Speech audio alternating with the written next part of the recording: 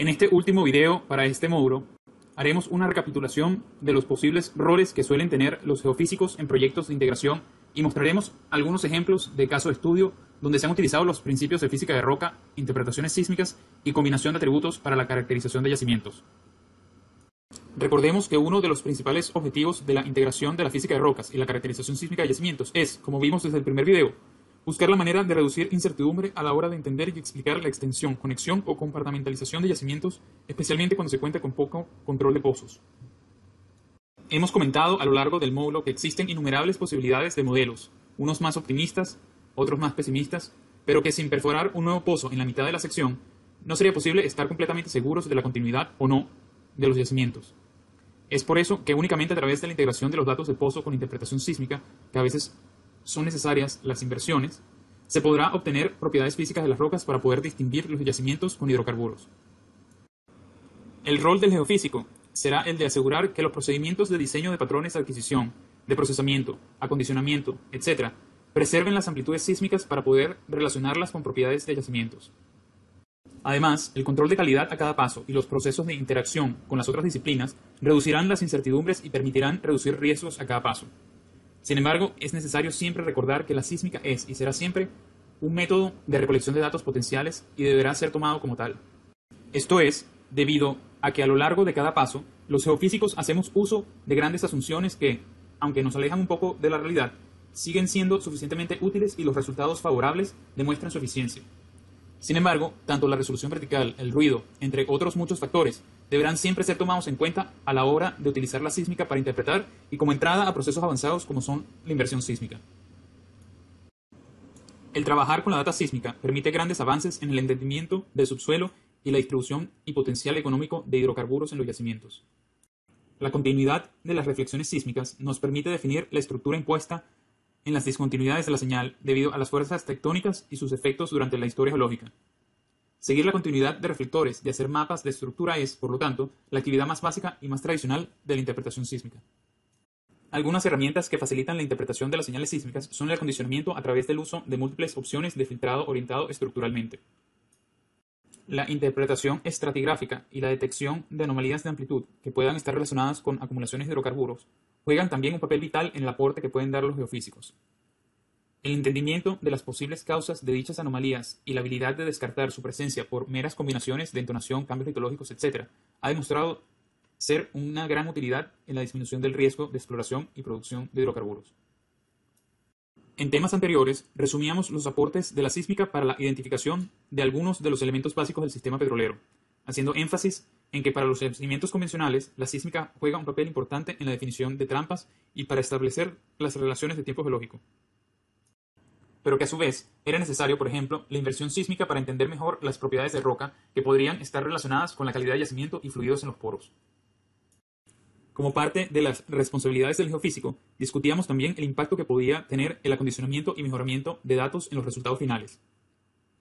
A la izquierda se muestra un gráfico cruzado o crossplot de los valores de impedancia acústica o de onda P en el eje X e impedancia de onda S en el eje Y, utilizando los datos sin acondicionar.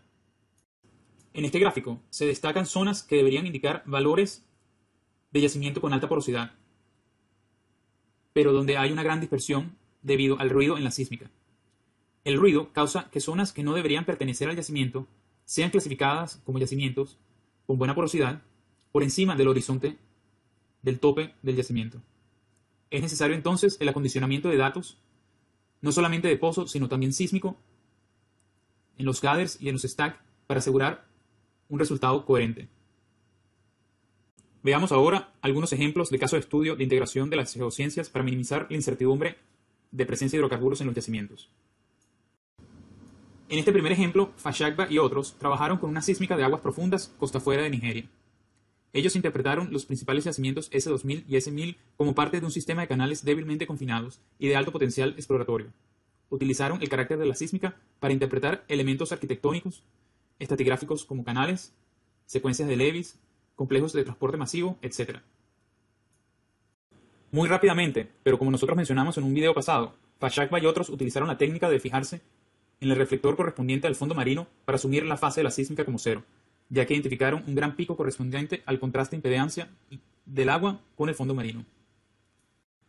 Luego hicieron uso de la integración de la data de pozo y la sísmica a través de un amarre de pozo, en donde pudieron identificar las dos arenas con bajo gamma ray correspondientes a los dos yacimientos principales de la zona llamados S1000 y S2000. Para este pozo en particular, el segundo yacimiento presenta alta resistividad y una disminución importante de la velocidad, que también evidencia la disminución de impedancia. Como vimos en el videos anteriores, una disminución relativa de impedancia genera una reflectividad negativa en el tope de la arena y una reflectividad positiva para la base de la arena. Decimos entonces que esta arena tiene una impedancia relativamente más baja que las lutitas depositadas por encima y por debajo de dicha arena. Vemos que esto causa un efecto de menos 90 grados en el sintético, que al comparar con la sísmica vemos que amarra bastante bien, y es posible entonces continuar la interpretación del tope y la base de dicha arena a lo largo de la sísmica 3D. En general, Fashakpa y otros utilizan el efecto de fluido y cambio de amplitud con respecto al offset como indicador de presencia de hidrocarburo, lo que mencionamos anteriormente como ABO y DHI o DHI. Aquí muestran cómo el apilado parcial cercano no muestra un efecto de fluido como lo hace el apilado parcial lejano. Vemos que es mucho más fácil la interpretación de la extensión de las anomalías de amplitud sobre este atributo, e incluso aparecen algunas zonas que no eran previamente tan obvias. Un segundo caso de estudio es el llevado a cabo por Del Moro en su tesis de maestría, donde utiliza data posta adentro en Oklahoma, en la cuenca de Anadarko. La zona de interés son los canales fluviales de la formación Red Fork, que son muy complicados de interpretar y correlacionar únicamente utilizando data de pozo, ya que estos canales presentan varias etapas de depositación y se erosionan unos a los otros, algunos presentándose en zonas muy restringidas.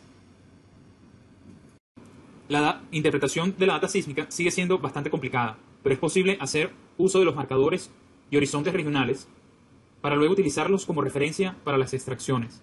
En este caso, Del Moro interpretó la formación Pink Line y Novi para realizar extracciones entre ellos, que mostraban las diferentes etapas de la formación Red Fork. Esto es un ejemplo del uso de atributos sísmicos geométricos con un propósito de identificar patrones de depositación. Hubo estudios anteriores, como los hechos por Peyton y otros en 1998, que identificaron varias etapas de canales de la formación de Red Fork. Del Moro contaba con una sísmica reprocesada que incluía un área más extensa que permitía la interpretación de los canales y su distribución con más detalle. Utilizó también atributos sísmicos geométricos que combinó de manera que se exagerara cada nivel de los canales. En este mapa visualizamos un atributo de similaridad, el cual está basado en la comparación de las trazas y que resalta discontinuidades. En este caso, las discontinuidades de las amplitudes están dadas por los ejes y bordes de los canales fluviales. Haciendo cortes verticales, desde A a' y de B, B', C, C' mostrados a la derecha, vemos la relación de los canales vistos en plano y su expresión en las amplitudes. Es posible visualizar las diferentes etapas de los canales pertenecientes a la formación de Red Fork de esta forma. Otro atributo sísmico geométrico muy útil es la llamada curvatura, que muestra el efecto de la deformación de las capas. En estas caricaturas vemos que la curvatura tendrá una expresión positiva en los bordes cóncavos del canal y una curvatura negativa en la zona central con forma convexa del canal. En este caso, Del Moro utilizó curvatura para resaltar tanto el tamaño como la forma de los canales, con la teoría de que canales más anchos tendrían una expresión doble curvatura negativa y hasta cero curvatura en el centro del canal. En la extracción de la derecha, observamos una mezcla visual de curvatura junto con el atributo de similaridad mostrado en la lámina anterior. Vemos que los bordes de canales delgados mostrarán valores negativos de curvatura en color azul, pero los canales más anchos mostrarán doble valores de curvatura negativa. Esto lo vemos también en las secciones de corte vertical a la derecha de la figura. Sin embargo, y como lo explican Chopra y Marfur, los elementos estratigráficos como canales tendrán diferentes expresiones dependiendo también de su configuración interna. Por ejemplo, dependiendo de los depósitos en la parte interna del canal, quizás no exista expresión en el atributo de curvatura. Otros canales con diferentes geometrías y disposiciones pueden tener expresión en curvatura y otros atributos, por lo que no existe un único atributo con el que podamos ver absolutamente todos los canales en la sísmica. Es por esto que debemos entender los procesos de depositación que ayudarán a conseguir la combinación de atributos que permitan la mejor interpretación. Una de las combinaciones fue la utilización de la similaridad, como vimos antes, para la identificación de los bordes de los canales, y el atributo de energía coherente que indica zonas con alta amplitud, como es el caso de estas arenas en los canales, que muestran alta energía coherente y que se utilizó una barra de colores que permitiera distinguirlos de las lutitas, que en este caso se interpretaron como eventos de baja energía coherente. Un tercer caso de estudio es el preparado por Sarkar para su tesis de doctorado utilizando data de México en la cuenca de Chicontepec. Partiendo de afloramiento en localidades cerca de la Sierra Madre Oriental y análisis de coronas, núcleos o corazones, pudo hacer una interpretación detallada de facies que llevó a pozos, interpretación de superficies claves en la sísmica. La calibración cronoestratigráfica formó un papel clave en su estudio, lo que le permitió establecer un modelo de la historia de depositación de las turbiditas en la zona norte de la cuenca de Chicontepec. Para lograrlo, Sarkar tuvo que acondicionar los gathers para obtener una mejor relación señal-ruido. Vemos aquí una sección sísmica antes y después del acondicionamiento, donde se observa un mayor y mejor detalle para la sección de interés, especialmente por debajo de la intrusión volcánica. Los espectros de frecuencia correspondientes a cada volumen indican una mejora significativa de las frecuencias. Además, vemos los efectos del acondicionamiento en una extracción de mapa en el horizonte amarillo, antes y después del acondicionamiento, la cual, luego de acondicionar la data, muestra un mayor detalle y mejor contraste de amplitud en la zona de interés. Fue entonces posible hacer la integración de la interpretación de principales lutitas y marcadores en los pozos y extender dicha interpretación y correlacionarla con la data sísmica. Luego, fue posible integrar datos de pozo, registros y núcleos y atributos sísmicos para generar el modelo de depositación de las diferentes etapas y elementos estratigráficos en las facies de turbiditas. En estas figuras, en la columna izquierda, Sarkar muestra las extracciones de horizontes a lo largo de las unidades estratigráficas utilizando el atributo de energía coherente con volúmenes de coherencia, como lo he hecho por Del Moro previamente. Ubicaciones principales utilizadas durante la interpretación son indicadas por círculos blancos. La columna de la derecha representa el patrón de facies de turbiditas dentro de las unidades basado en la geometría sísmica combinada con el control de pozos mostrados en la figura. Sarkar además pudo identificar zonas donde se superponían facies de turbiditas con alta probabilidad de yacimiento y buena calidad de arena mostrados aquí con polígonos verdes. Luego, muestra que algunas de estas zonas correlacionan con la ubicación de pozos con alta producción relativa acumulada de 6 meses. Y además identifica zonas sin pozos y con alto potencial de buena producción. Por último, un cuarto caso de estudio muestra un ejemplo simple de la integración a través de la inversión post-CAC, es decir, de impedancia P, con la interpretación hecha en pozos y la sísmica. Nacimiento y otros utilizaron data costa afuera de Brasil en el campo Marlin. Acondicionaron la data sísmica, donde, aunque disminuyeron las altas frecuencias, obtuvieron una mejor relación señal-ruido, más adecuada para la posterior inversión. Amarrando el pozo de referencia, identificaron el tope y la base de la sección de interés, PM y BM respectivamente, donde vemos una pequeña disminución del registro de gamma ray, pero un aumento significativo de la porosidad. En este caso, es una disminución en la densidad la que causa una disminución relativa de la impedancia para el tope y un aumento relativo de la impedancia hacia la base. Vemos dicho efecto en el sintético del pozo, el cual muestra un valle para el tope y un pico para la base, además de un buen amarre relativo con la traza sísmica.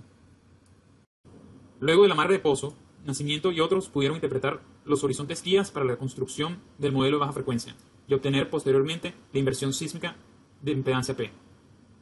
Viendo en esta gráfica cruzada, utilizando los datos de pozo, podemos ver una zona de baja impedancia y alta porosidad descrita por este polígono.